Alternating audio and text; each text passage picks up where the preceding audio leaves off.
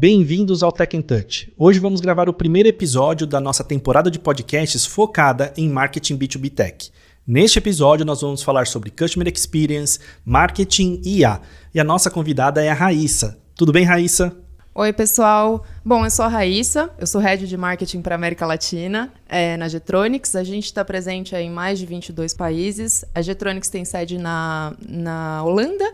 Basicamente, a Getronics é uma empresa de serviços de tecnologia, então a gente cobre toda a parte de serviços relacionados ao ambiente digital de trabalho, ao Digital Workplace, né, que é como o mercado chama, e também prestamos serviços para todo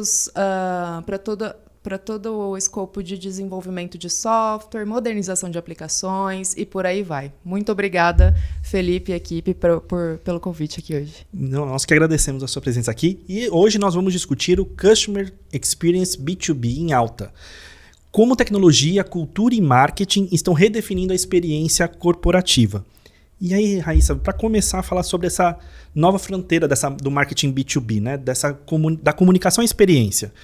Então, marketing B2B sempre passou falando com o mercado inicialmente. Agora precisa criar valor dentro da operação do cliente. O que muda tanto na estratégia quanto no mindset? Eu acho que antes o marketing vem de um cenário de comunicar valor, né? Então, como é que a gente muda justamente de comunicar valor para criar valor? Eu acho que o grande segredo é você estar sempre em contato constante com as outras áreas de negócio, então vendas, pré-vendas, o time de entrega, né, de operações, delivery, para você entender justamente como é que você consegue, de fato, entregar o que você está comunicando, né, que é o que hoje em dia virou uma parte crucial do processo.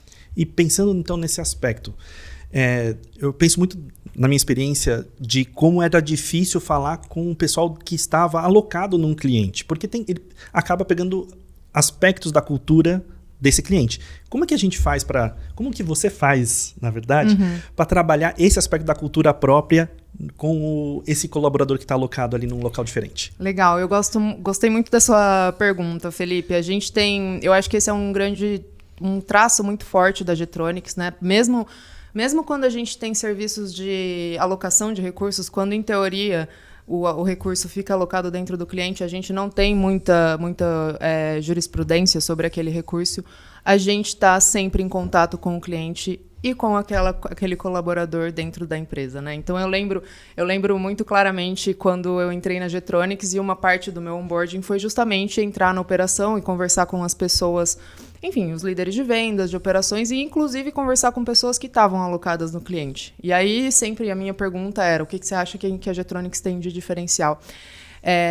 E era justamente isso, né? Então, voltando um pouco sobre o tema de você estar sempre presente, por mais que seja um escopo que não garanta, que não demande você como prestador de serviço tá ali inserido, eu acho que essa proatividade e essa sua presença constante de estar, enfim, olhando para a operação do cliente, olhando para os seus recursos que estão ali alocados, entendendo o que é preciso, qual é o próximo passo que você pode dar dentro. Não só você pode dar dentro do cliente, mas que você pode dar junto com o cliente, junto com seus colaboradores também. Então, sempre quando a gente tem recursos alocados no cliente, uma grande preocupação é o turnover desses colaboradores. Então, como você como uma empregadora, como você garante que aqueles recursos estão de fato satisfeitos?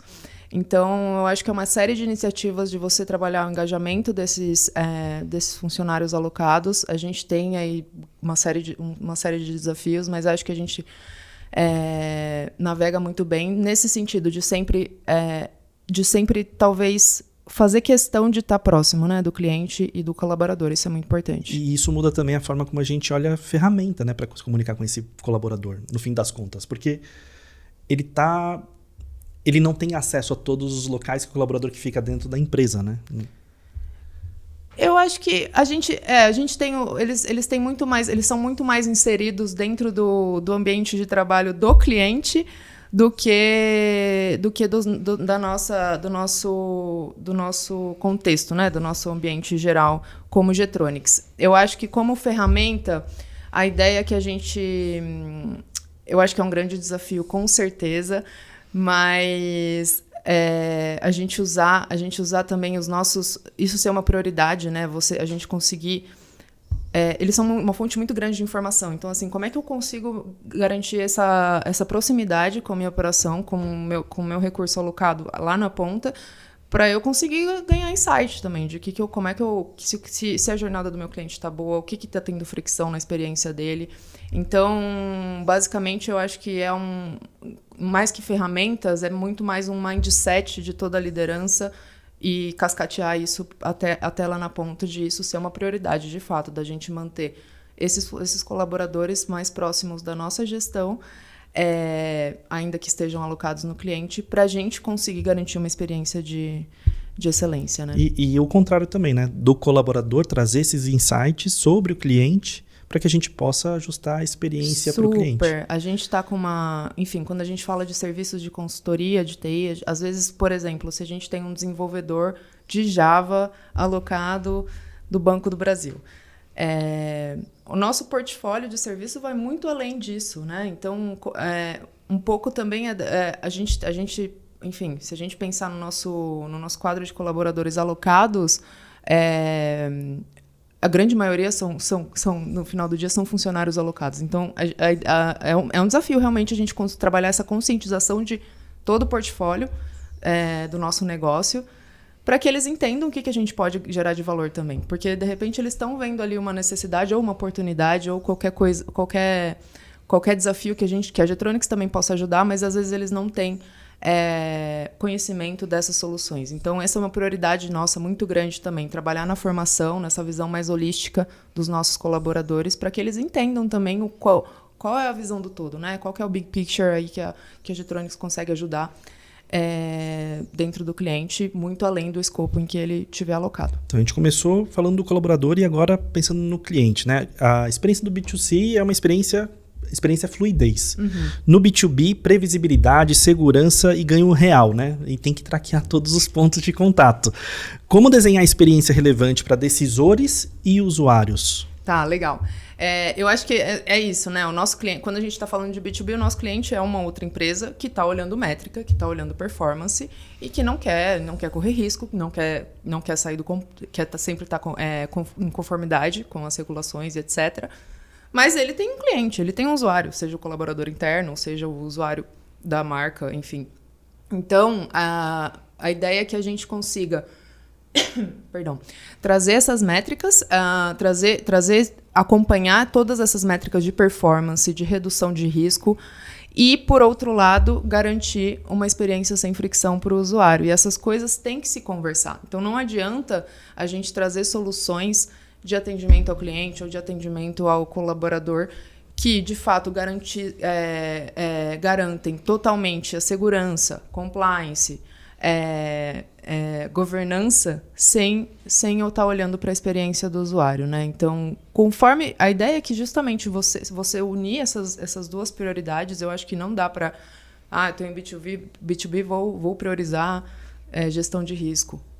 Não, você tem que priorizar, eu acho que as duas coisas em paralelo e fazer com que essas coisas consigam andar de mão dadas. E aí eu acho que a adesão é muito mais natural, né? Porque acaba que faz sentido para o decisor e faz sentido para o usuário final. E aí é só...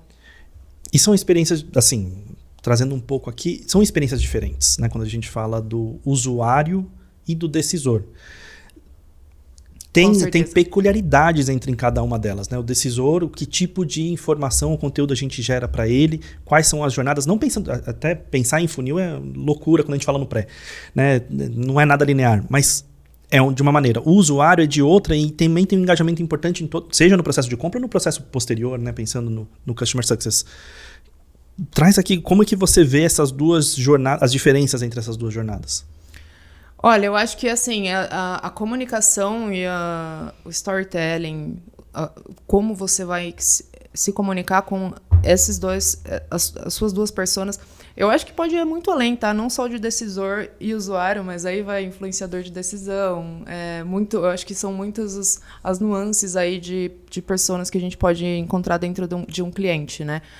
Basicamente, não tem como você se comunicar com o seu cliente B2B sem você ter esse tipo de segmentação, sem você ter esse tipo de personalização. Sua comunicação com um decisor Você vai trazer, obviamente, benefícios relacionados a retorno de investimento, redução de risco e tudo por aí vai. E aí, quando você está falando com o usuário, a gente está falando aí de benefícios tangíveis no dia a dia. Como é que eu vou economizar meu tempo? Como é que eu vou fazer esse processo, ao invés de fazer isso em 3 dias, eu vou fazer em, sei lá, 1 hora. Então, são pitches totalmente diferentes, né? São jornadas diferentes de aquisição. E eu acho que a gente tem que ter isso bem desenhado para você ter uma estratégia de comunicação assim que seja de fato eficaz.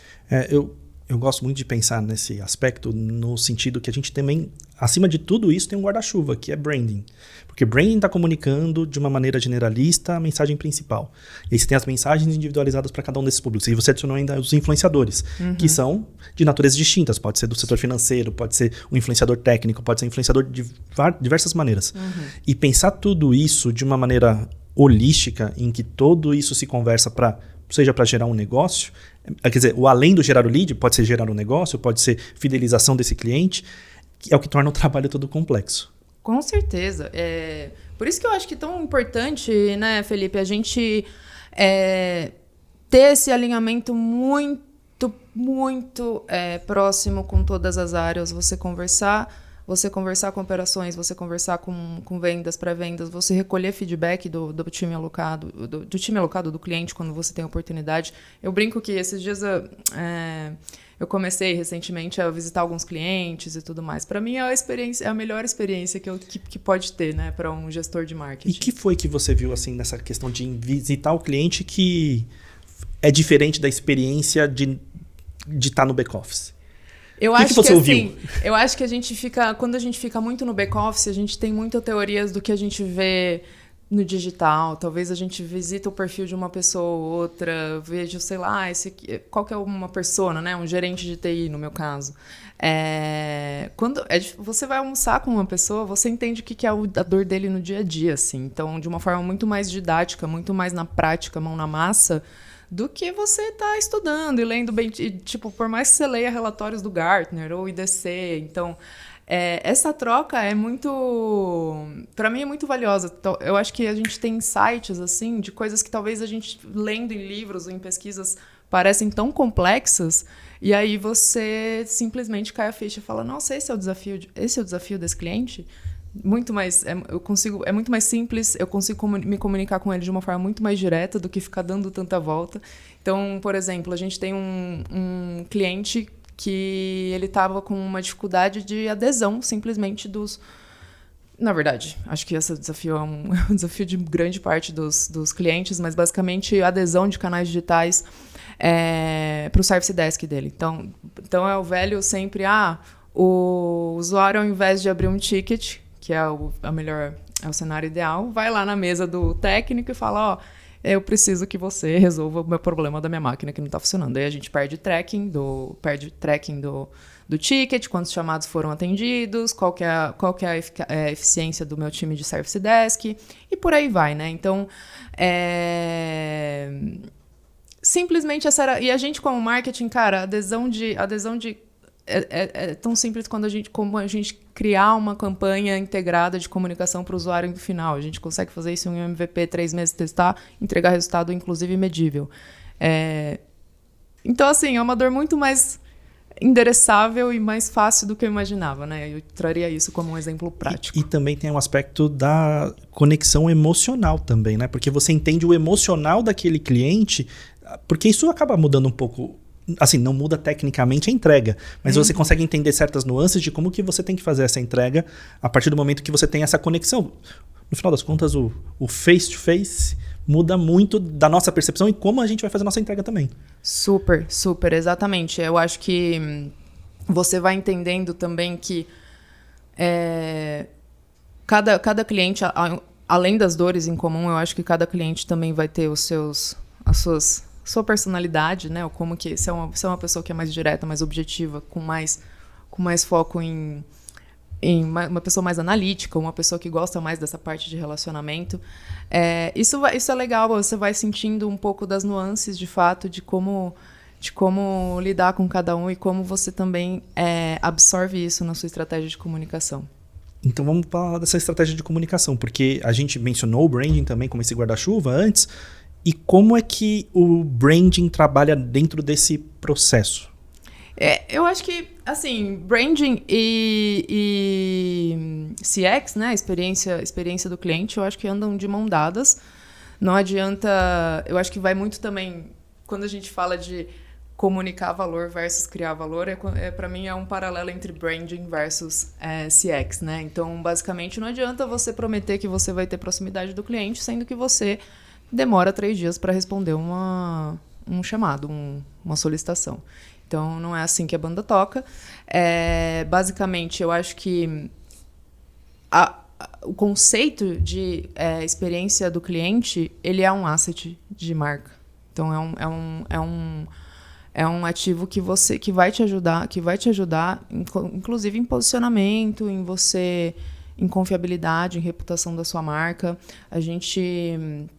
Uma das coisas que também quando eu fiz essa imersão em operações, era também perguntar, por que você acha que o cliente, né, você como colaborador escolhe a gente, mas por que o cliente continua escolhendo a gente? A resposta é simples, assim, porque a Getronics está sempre lá. Então, assim, isso é experiência.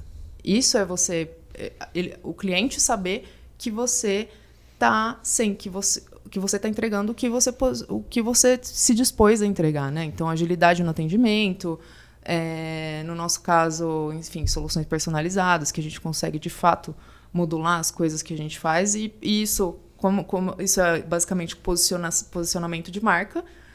Mas no dia a dia, entregar, de fato, o seu posicionamento. É tão simples quanto isso. E aí já vou puxar, então, um próximo ponto, que é a questão IA. Chegamos agora, tem IA, todo mundo tem que colocar IA. Como? Não sei. Vamos colocar IA na operação. E aí a gente está pensando em todo esse aspecto. A gente criar uma experiência personalizada, com os colaboradores lá na ponta, entregando valor. É porque a gente está lá, como você disse. E qual que é o limite entre escalar o atendimento com tecnologia e manter essa experiência humanizada e responsável? Onde que está o meio termo? Olha, eu adorei essa pergunta. A gente...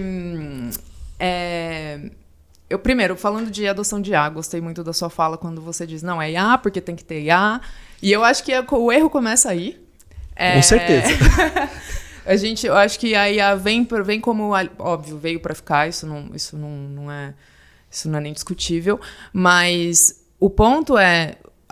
qualquer projeto de IA tem que ser pensado qual que é o objetivo, enfim, como é que eu vou começar isso, como é que eu vou implementar dentro da minha operação, como é que eu vou garantir que isso vai ter impacto e vai ter o impacto que eu preciso para depois eu, de fato, ir abraçando, incorporando mais robusteza no meu projeto e não simplesmente, cara, todo mundo está tendo IA, vamos colocar um projeto de IA aqui. Precisa ter um problema, uma dor muito clara para você resolver.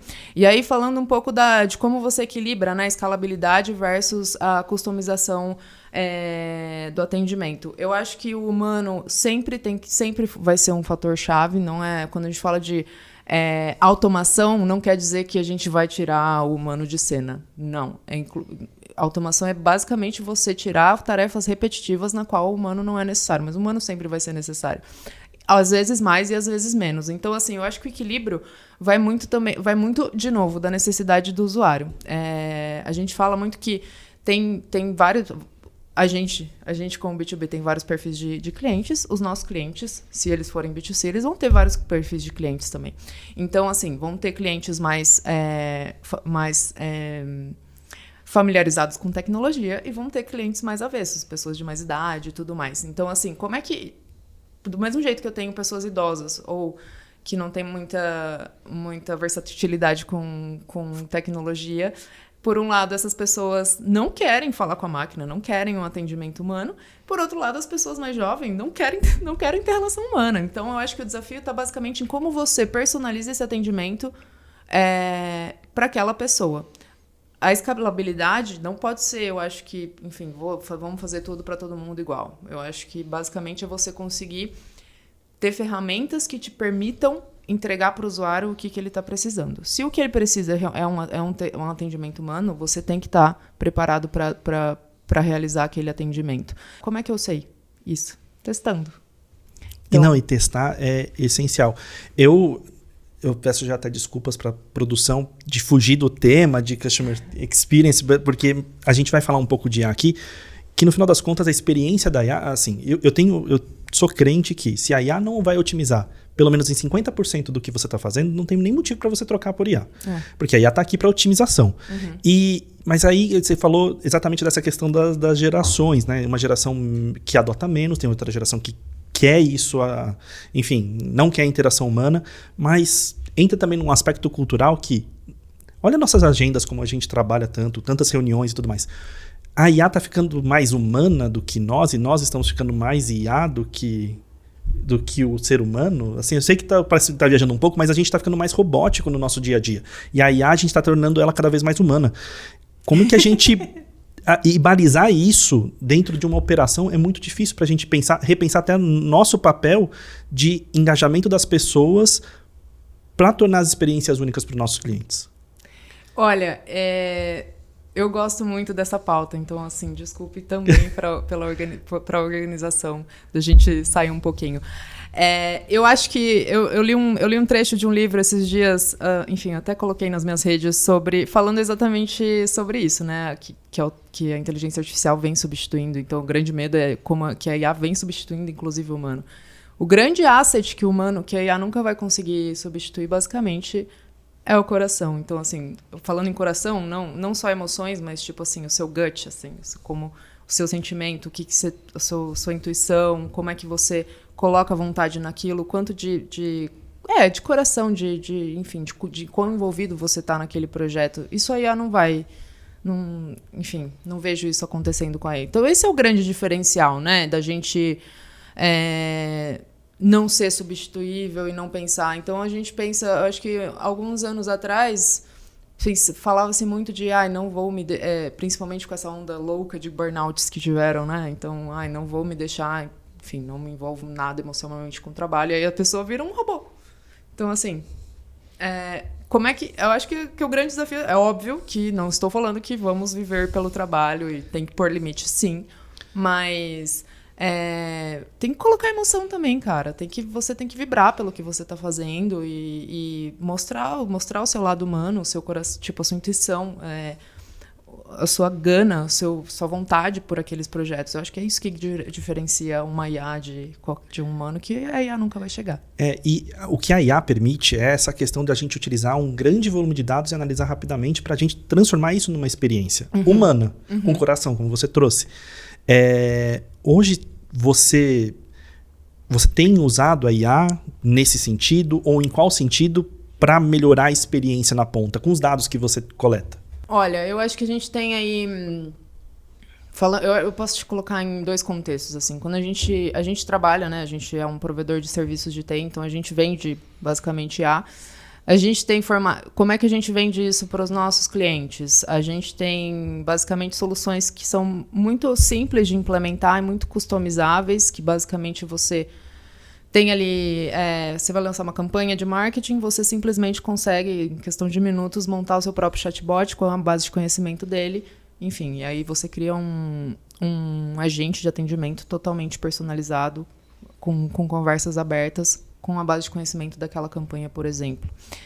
Por outro lado, aí a gente também fala sobre orquestração entre várias tecnologias de AI, como é que você consegue ter uma visão holística dessas soluções e trazer, de fato, impacto para o negócio, né? Então, aí a gente fala sobre indo para um caminho mais de solução. Como é que no meu dia a dia, né? Como é que eu faço essa digestão de informações para trazer mensagens relevantes para o meu cliente. Eu gosto muito desse processamento, porque eu sou eu acho que uma usuária árdua aí de inteligência artificial. Early adopter. Exato. Não sei se early, mas assim, sou uma heavy user, vamos dizer. E eu gosto muito, porque assim, se fossem análises que eu fosse fazer manualmente, então, voltando para sua pergunta, como é que você processa conteúdo? Eu consigo adicionar muito mais referências, que seria assim, eu levaria semanas para eu conseguir digerir todo aquele conteúdo que eu gostaria de incorporar na minha mensagem, na minha análise ou qualquer coisa do tipo. que hoje eu consigo fazer com a IA e que me traz uma análise muito mais assertiva. E não acho isso ruim, tá? Eu acho que a gente consegue... A IA só tá analisando aqueles documentos que eu falei que são... Porque eu falei para ela que são importantes. Então, assim, não acho... De novo, eu acho que é mais uma mudança de como a gente trabalha e você saber usar isso com inteligência do que qualquer outra coisa, assim. É você pilotando a IA. Exatamente. Porque, assim, não adianta você fazer Se você não souber o que você vai pedir, a IA não vai...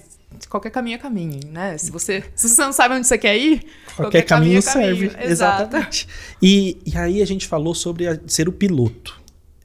E aí, agora fugindo da IA e voltando para o Customer Success.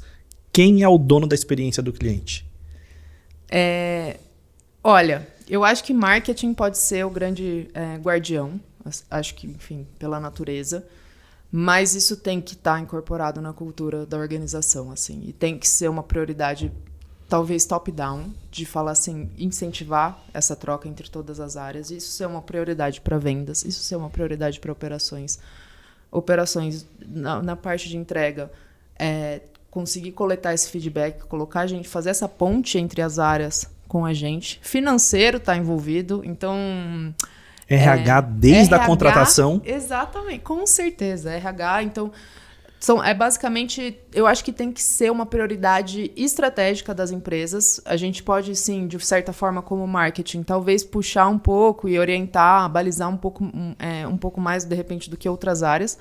Mas acho que só funciona se isso vier como uma prioridade de negócio cross, de todas as áreas. Tá? E como é que delimita o território de cada um dentro desse processo, sendo marketing quem puxa esse fio?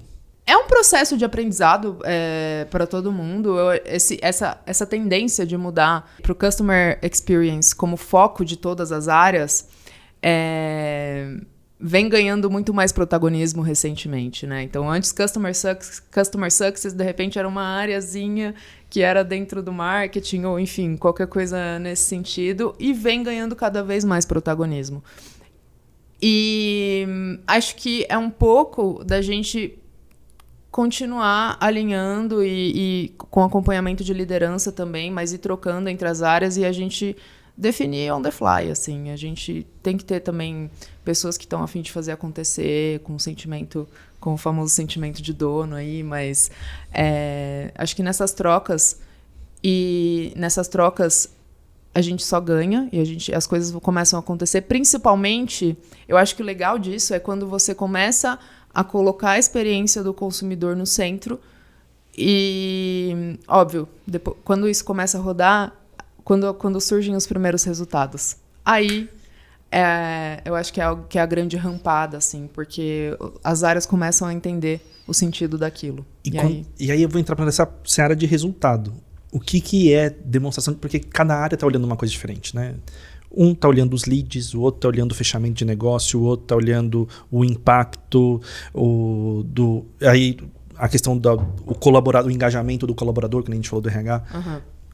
Que é o primeiro resultado? E aí também como fazer que isso não seja só pontual, né? A gente teve uma vitória e isso é por campanha. Não, isso vira uma cultura. Como é que... Ótima pergunta. Na Getronics, a gente fala muito sobre como o SLA vem cada vez... O tradicional SLA, né? Os níveis...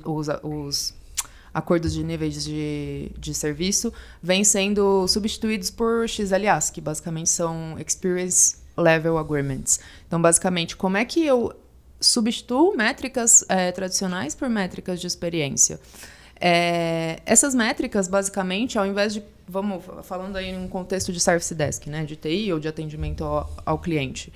Ao invés de uma métrica de SLA seria, por exemplo, que a gente continua sendo importante, mas uma métrica de SLA seria que eu atendo 99% dos tickets por mês, que eu consigo resolver, 99,9% dos tickets. Legal, é o SLA que eu estou entregando para o meu cliente.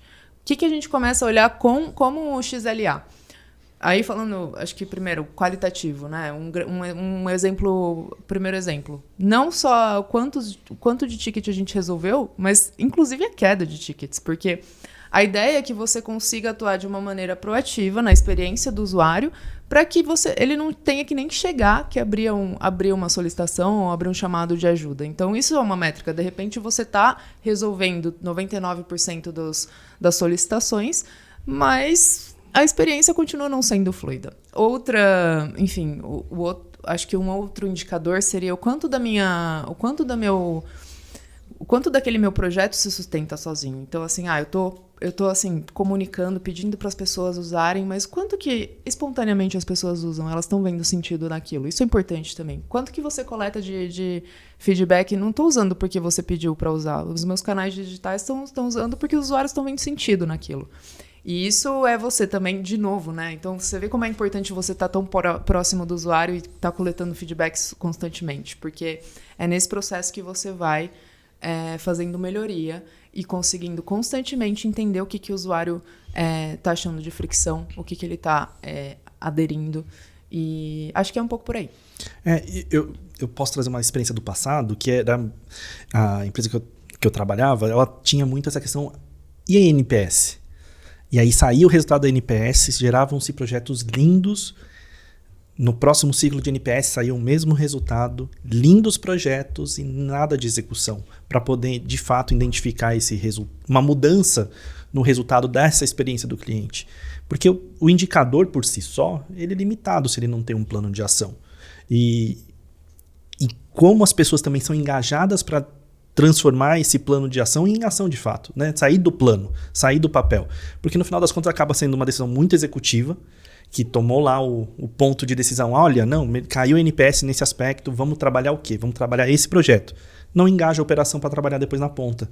Exato, e aí eu acho que acaba sendo uma métrica um pouco vazia, porque muitas vezes a NPS sempre tem aqueles períodos, né? O mês digital, vamos agora pedir para os clientes responderem questionário para subir o NPS. Não vamos pedir próximo da renovação, porque a gente acabou de espremer preço. Eu acho que é uma métrica um pouco vazia, porque aí, óbvio, você consegue...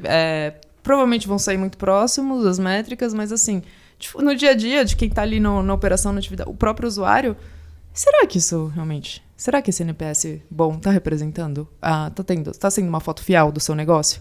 O atual inverso, né? Quando o NPS está ruim, mas a gente está vendo tanta entrega para o usuário, os nossos chamados sendo atendidos, todo o trabalho sendo executado. Por que está ruim? Às vezes é uma percepção de um momento de uma conversa que deu errado em um ponto e não reflete a realidade. Então, de fato, esse mergulho na operação do dia a dia faz toda a diferença. Eu acho que também, assim, né, não é uma receita mágica. Não é isso que você falou. Não adianta você coletar uma métrica uma vez por ano. É isso que eu acho que a gente que a gente vem falando aqui no dia de hoje, mas você estar próximo e dá trabalho você acompanhar. Você tem que estar próximo, essa troca, você acompanhar de diferentes indicadores, fazer essas provocações, sair da zona de conforto e de repente, isso aqui não está funcionando legal, vamos testar de outra forma. Então, acho que aí sim a gente consegue agregar valor. Mas não tem assim uma receita mágica, né? Eu acho que é bem você mergulhar, né? Como você falou, na operação e tentar entender. E aí sim, eu acho que começam a aparecer os resultados de verdade. E a gente sempre, assim, no marketing, por conta de pressão comercial, de geração de leads, a gente sempre acaba olhando mais para o decisor, em vários aspectos. Inclusive quando a gente faz esse tipo de pesquisa. E quem acaba usando a solução é um outro público. Que às vezes tem ponto de influência na compra, às vezes não, ele é só o usuário e está sentindo a dor ali na ponta. Como otimizar a experiência, mas assim, o decisor é importante ainda na renovação, num upselling, num cross-selling. Total. Como que otimiza a experiência para cada um deles? Eu sei que acho que a gente passou um pouco sobre isso anteriormente, mas eu acho que é importante a gente olhar agora especificamente cada um dos públicos. Eu acho que, de novo, quando a gente olha para o usuário, não são pessoas que de repente eu estou olhando para as dores desses usuários, e para o decisor eu estou olhando.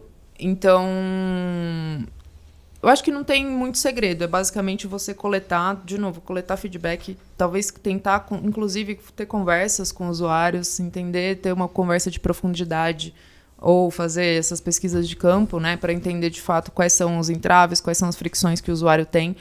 E, por outro lado, como é que eu consigo melhorar a experiência do usuário sem comprometer aqui o decisor, óbvio, né? Não posso comprometer nenhum tipo de variável que seja que seja crítica para a decisão ali do meu ICP, né, do meu cliente foco. Acho que a gente tem que pensar nos dois como prioridade, né? Acho que já comentei um pouco disso, mas não tem muito segredo. Eu acho que seria justamente você estar próximo do usuário, por mais que ele não seja, sei lá, o usuário de repente o usuário, a gente tem alguns clientes de manufatura, de repente o usuário da sua tecnologia são pessoas que trabalham no chão de fábrica. Mas aí como é que você reporta isso em resultado? Se você melhora a experiência desse cara, você diminui o turnover, você melhora a produtividade, aí você vai tentando amarrar métricas que consigam impactar a área de negócios. E, assim, não acho que é tentar enfeitar nem nada disso, são métricas realmente que fazem sentido. Quando você consegue melhorar a experiência do seu usuário final, seja ele um colaborador ou um cliente, basicamente você vai ter aí inúmeros benefícios que conseguem justificar a sua operação, né? Então, eu acho que é muito mais você se colocar no sapato do cliente e entender, cara, beleza, o meu usuário tá achando isso aqui horrível. Por mais que, quem decidiu, quem fez a decisão tá felizão, não sei o quê, tô tendo um turnover gigantesco, ou se não, minha produtividade caiu, ou qualquer coisa do gênero, não tá legal. Então, não, e é um aspecto, em toda essa fala, né, é um aspecto tanto pensando no cliente, pensando no nosso colaborador que está trabalhando ali na ponta, independente se é da área de operação, delivery, pré-vendas, de onde seja, também entregando resultado. São tantos aspectos, né, diferentes que a gente tem pensado no público interno, no público externo. Sim. E na interlocução entre eles para gerar experiência que Não, com complexo. É muito complexo, realmente. Eu acho que... Como você, na verdade, eu acho que também é o desafio... Para mim, eu gosto, mas assim, como você também conversa com todas as pessoas, com todos esses argumentos diferentes, mas de uma forma orquestrada, né? Sua mensagem tem que fazer sentido entre elas. Não campanhas individuais, ações individuais, exatamente. Exato, mas assim, eu estou comunicando a mesma coisa, mas assim, de formas diferentes, né? E como isso é orquestrado para você em determinada campanha, para você conseguir atingir todos os seus públicos dentro daquelas contas, né? E fazer isso de uma forma sincronizada. Antes da gente dar continuidade ao nosso papo, eu vou passar um recado aqui do White Summit. Parabéns, Felipe, pelo projeto do Tech in Touch. Sou Márcio Montagnani, estou como diretor de portfólio e novos negócios na Biz Group e estou aqui para falar especificamente sobre o White Summit. O White Summit, ele é um hub de eventos sobre TI e cibersegurança. O evento principal vai acontecer no dia 6 de novembro, no WTC em São Paulo. Então você, empresa de tecnologia, integrador de serviços, que tem interesses em se comunicar com a alta liderança de TI e cibersegurança, eu te convido para acessar o link que está aqui na descrição deste episódio ou acessar itsummit.com.br para nossa equipe comercial entrar em contato e também explicar todas as possibilidades de ativação. Felipe, parabéns pelo projeto. Então, agora pegando pela sua experiência, quais foram, né, essas experiências que realmente são benchmarks que você tem na sua carreira, que não precisa citar o cliente não, mas assim, que são positivos, assim, que você poderia trazer aqui como exemplo pra gente? Tá, legal. A gente tem alguns cases, né, que a gente com foco em experiência do cliente, eu gosto muito de trazer um dos nossos clientes, esse eu posso falar o nome, a gente atende a Telefônica na Argentina, então... trazendo aí uma métrica, inclusive, de satisfação do cliente, voltando ao NPS, né? Não dá para fugir. Mas como é que a gente basicamente entregou, a gente conseguiu aí melhorar, a gente trouxe, enfim, uma aplicação do cliente com primeiro lugar no topo em termos de NPS, né? Basicamente, a gente tem aí serviços de Quality Assurance para esse cliente, então times que estão totalmente próximos à operação e conscientes da jornada e experiência do usuário de começo ao fim. Quando a gente fala de uma aplicação, um aplicativo, né, na verdade, da Telefônica na Argentina, eu acho que lá é Movistar, nesse caso, né, para esse contexto, como que a gente apoia na melhoria do serviço? Como é que a gente ajudou o aplicativo da Movistar a virar o número 1 em termos de satisfação do cliente? Então, a gente ajudou basicamente qualquer tipo de implementação. Teste. Então, a gente fala de serviços de Quality Assurance, basicamente é isso, né? Como você testa extensivamente para garantir que aquela solução saia de forma perfeita. Isso também vem muito de encontro com a proximidade do usuário final. Então, quando a gente fala nesse contexto, a gente está falando ali de um B2C, do usuário final mesmo, de simular quais são as dores desse cliente na ponta, até que você testa tanto e faz tanta correção que até ele chegar num estado de totalmente, assim, não diria de excelência, vamos dizer assim, né? Para você elevar o nível de satisfação do cliente e, ao mesmo tempo, entregar, enfim, uma aplicação segura, conforme, por aí vai. Falando um pouco mais de como é que a gente consegue alinhar experiência, né, com na prática. Então, outro case, né, eu diria mais que é um caso de uso, mas como é que vamos imaginar que a gente tem um cliente que tem diversas instalações espalhadas aí geograficamente fora do Brasil ou mesmo dentro das regiões do Brasil. Como é que eu otimizo? Então a gente chama isso de suporte em campo, né? Field Services. Como é que a gente chega nesse cara com o equipamento certo que ele tá precisando naquele momento, com o chamado que ele abriu? Se eu tenho esse maquinário ou esse equipamento que ele precisa só em determinado estoque, como é que eu traço toda essa logística, né? Então, eu tenho esse cliente aqui com esse chamado, esse técnico tem esse equipamento, o outro tem o outro expertise com outro equipamento, com outro hardware que está precisando na unidade tal.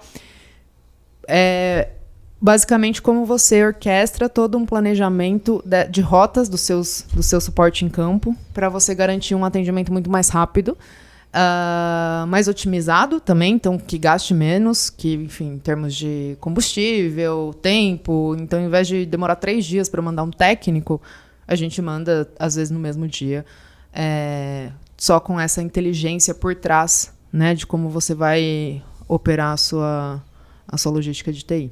E pensando, né, nesse aspecto da experiência, o que ela se torna, pensando que o seu concorrente, preço, vocês estão brigando por preço.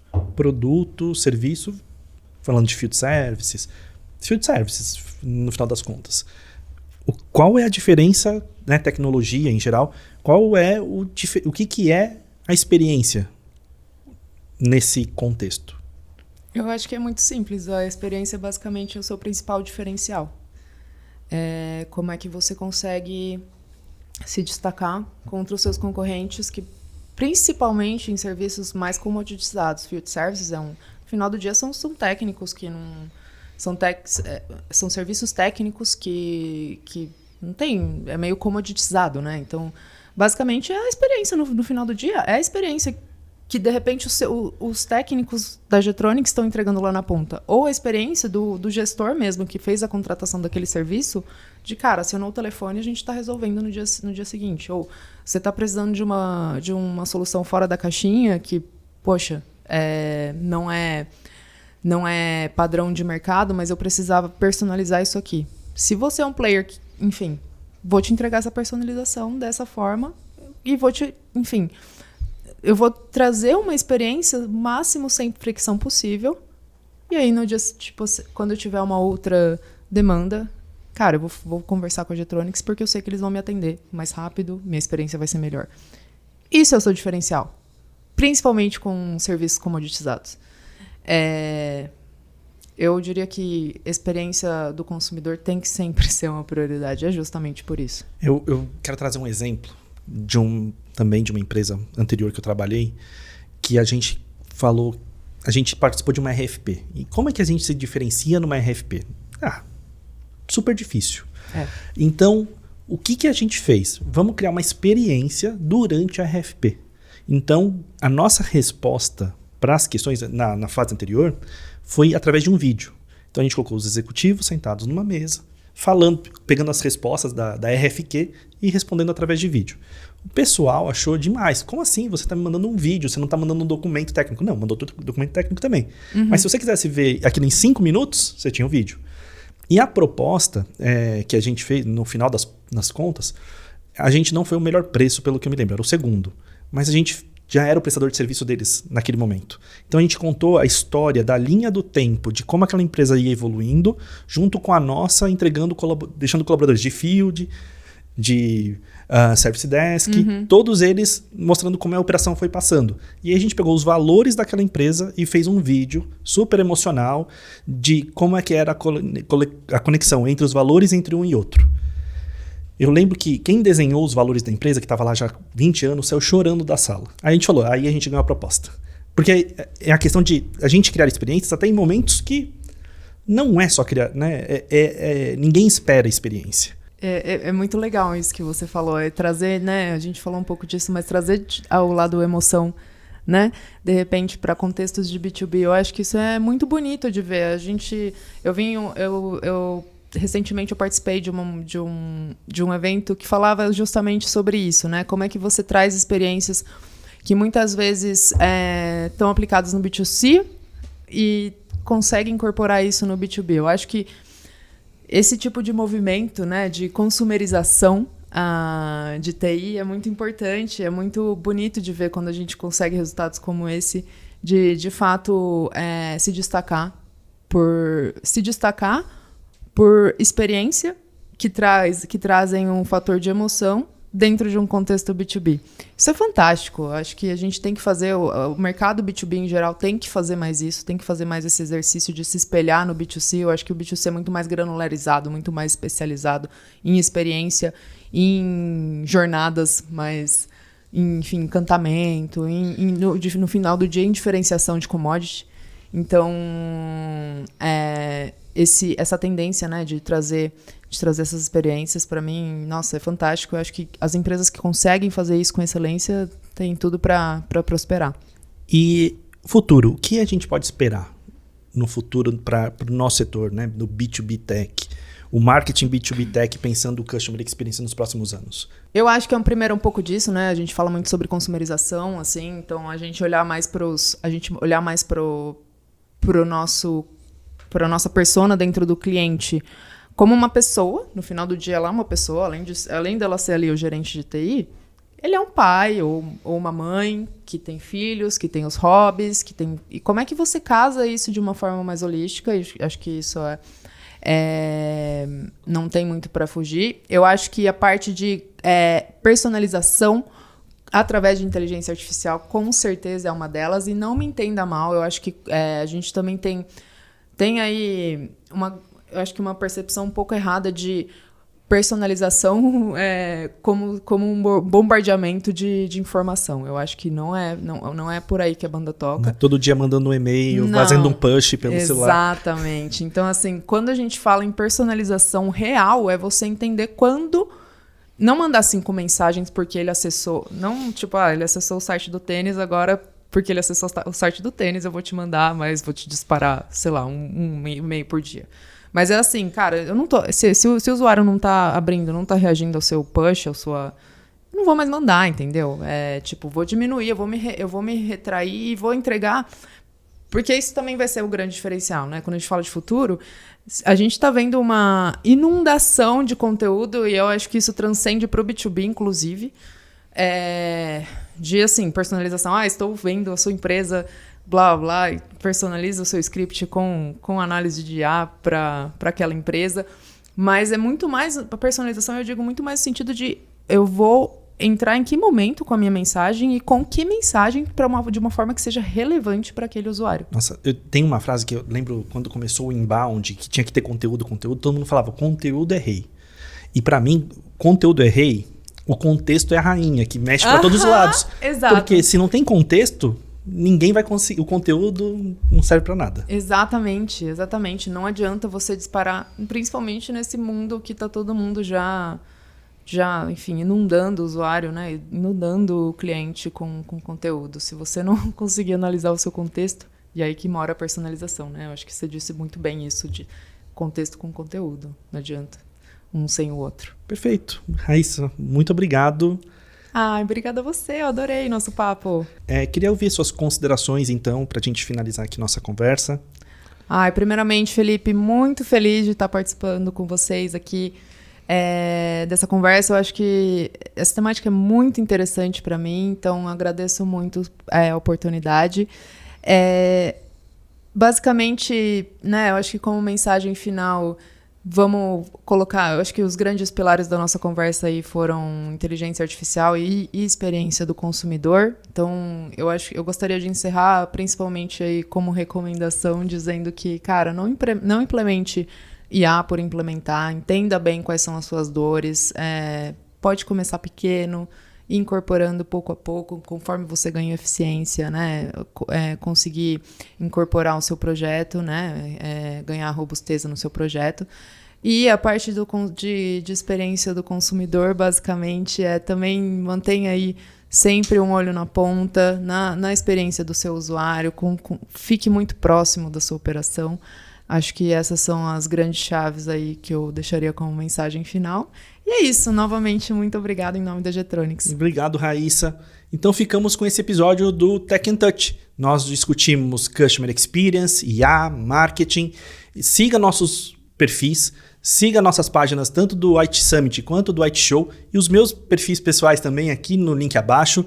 E ficamos até o próximo episódio, que também vamos discutir muito sobre Marketing B2B Tech.